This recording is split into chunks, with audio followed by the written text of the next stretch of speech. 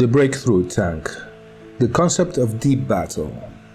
This concept, adopted by the Red Army Field Regulations of 1936, called for different tanks to perform different roles. There were fast cavalry tanks and tankettes, medium tanks, and finally, the heavy tanks that had to deal with fortifications and all the firepower the defenders could throw at them. These heavy tanks were the breakthrough tanks and also had heavy firepower. These fortifications were the direct result of the experience of the First World War. Two examples of contemporary fortifications were the Maginot Line and the Siegfried Line. The Red Army's lessons of the war in Spain were summarized in a 1939 study.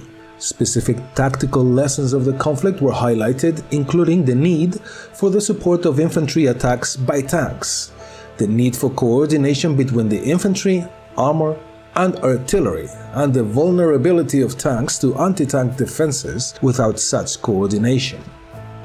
In regards to the use of tanks in the defense, the report singled out the role of tanks as a key element in carrying out local counterattacks based on several examples of the 1st Armored Brigade in 1937.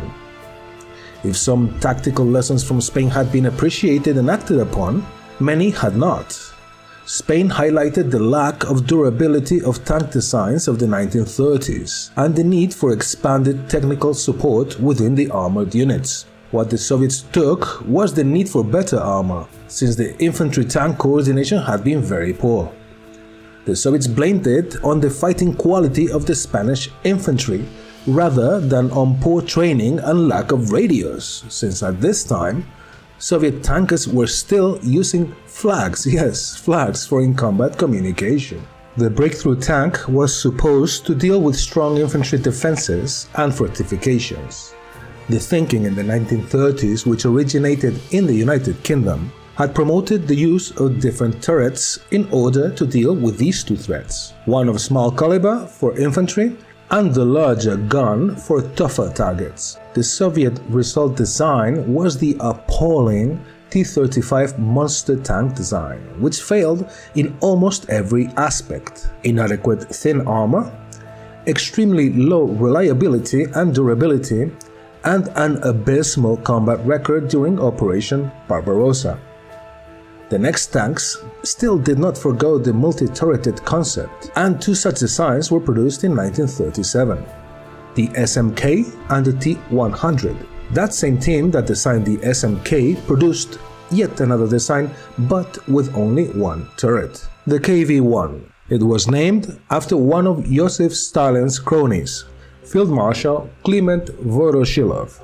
The 30th of November of 1939, the war began and three designs, the T-100, the SMK and the KV-1, were immediately handed over to the 20th Heavy Tank Brigade and went to the front to fight alongside the medium T-28 tanks. The 17th of December, the 1st KV tank, commanded by Lieutenant Kachekhin, survived the first combat unscathed, since no Finnish anti-tank gun could penetrate it. But there was also bad news. The 76mm gun was not powerful enough to deal with enemy pillboxes, so the first KV variant came out of this first experience. A new KV-2 tank had to be designed with a howitzer strong enough to deal with enemy fortifications. As for the SMK and T-100 tanks, they were discarded, mainly because in order to carry more than one turret, the overall weight had to be reduced by reducing the armor. They also had worse handling, and the SMK itself was blown up by a Finnish mine. The 22nd of June of 1941, the military districts facing the Germans had 386 KV-1 and 186 KV-2 tanks. The total number of Soviet tanks in the western borders was roughly 11,000 out of 25,700 Soviet tanks in the whole country. The Germans had 3,795 tanks, so the number of KV-1 tanks was just a drop in the bucket. The KV-1 of this time had an armored hull of 6.75 meters or 22.14 feet long, welded from rolled armor plates with thickness of up to 19 mm on the front glasses, which was the highest in the world at that time.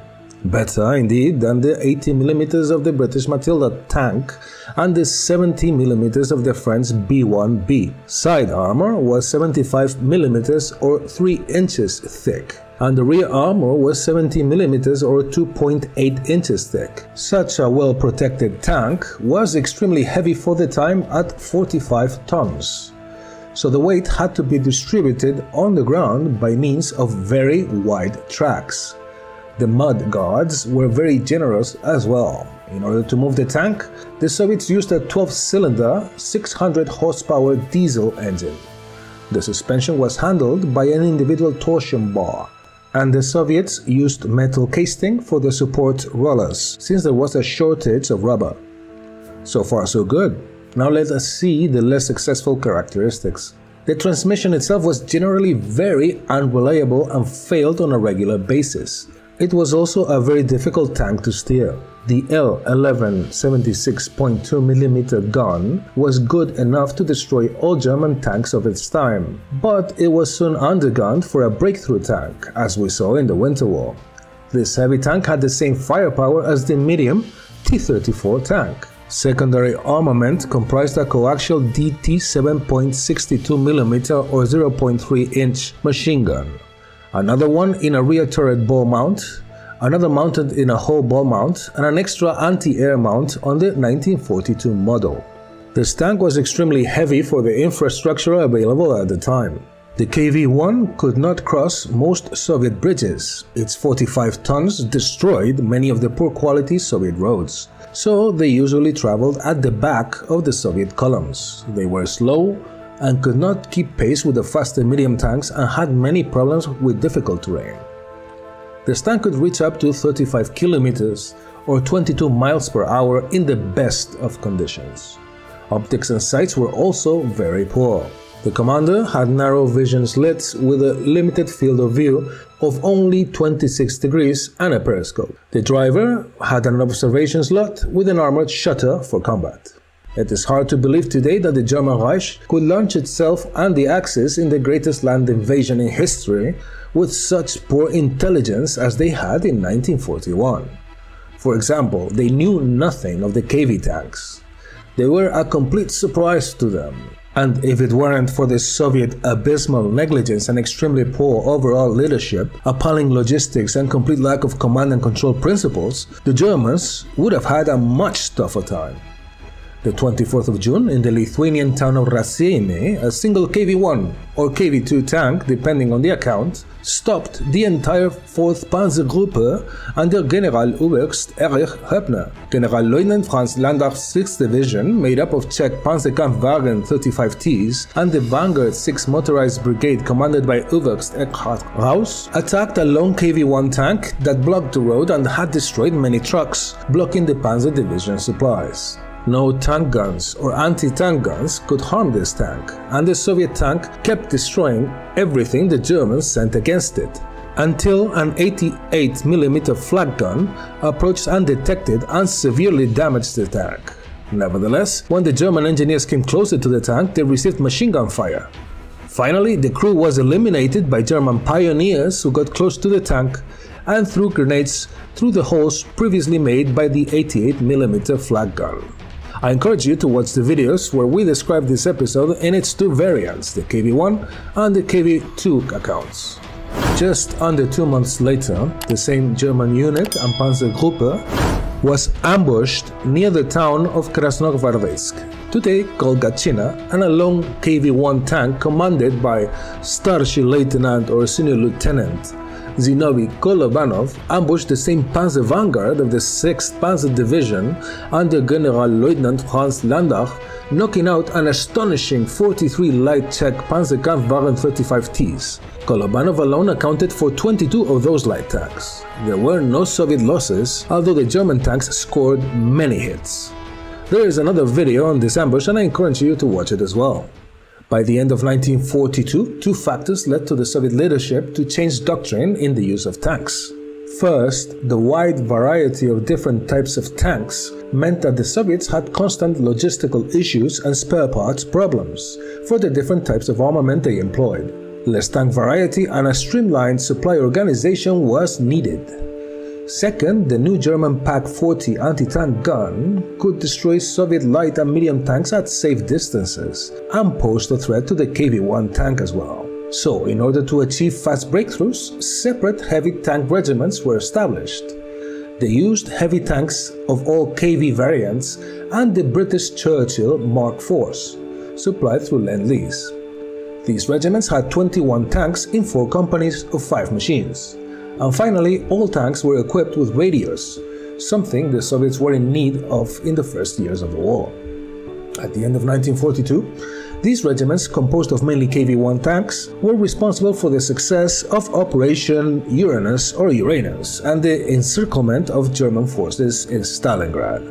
Later on, the KVs would be gradually replaced by heavier Joseph Stalin tanks. By late August of 1942, the first heavy German Tiger tanks were sent to fight in the outskirts of Leningrad. But these were mere trials, and the first serious debut took place in the Third Battle of Kharkov in March of 1943, considered by many as the last great German victory in the Eastern Front. The Soviets captured one Tiger I tank near Leningrad at the beginning of 1943 and studied it closely. The appearance of the first ever German heavy tank spelled doom for the current KV-1 models. With the power of destroying them with one shot at a safe distance for the Tiger, there was an urgent need for an overhaul in the Soviet heavy tanks design. And the KV-1s, as we know them, were finished. The KV-1s were constantly modified in order to improve them and to overcome the many shortcomings. The first modifications came as early as late 1941, when 20mm or 0.79-inch screens of spaced armor were bolted in order to improve the armor against the German 88mm flak gun and heavy artillery fire. Later on, the tank was upgunned to the long-barreled ZIS-5 76.2mm or 3-inch gun. In 1942, the armor thickness was raised again from 90mm to 10 to 50mm depending on the model, or 0.39 to 0.59 inches. But of course, this meant the tank was even heavier, slower, and more prone to transmission and suspension breakdowns, with even more limited mobility. So the design concept was reversed and the fast KV-1S from the Russian Skorotsnoy or fast variant appeared. But what was the point then, really? The T-34 was much cheaper and faster to produce and achieved the same, if not better, results. By 1943, the new 85mm or 3.35-inch anti-aircraft gun was placed on the KV-85 as a stopgap until a new heavier design was produced to counter the German Tiger tank. So finally, the IS-1 or Joseph Stalin heavy tank was produced, and the KV-1 tank design was no longer continued. Nevertheless, all IS tanks used the KV-1 chassis and technology. Many variants and designs came from the KV-1 tank, and that is why it was a successful design after all. For example, the KV-8 flamethrower, the Su-152 self-propelled gun, the KV-2, the IS-1 and IS-2 heavy tanks, and many different prototypes until the demise of the heavy tank concept, when the main battle tank design was adopted as a universal design in the Cold War. I hope you liked this brief video about the KV-1 tank. Please let me know if you like these type of videos and what you think about this tank. Thank you very much for watching, commenting and liking the video, and if you didn't like it, well, thank you anyway for watching this far.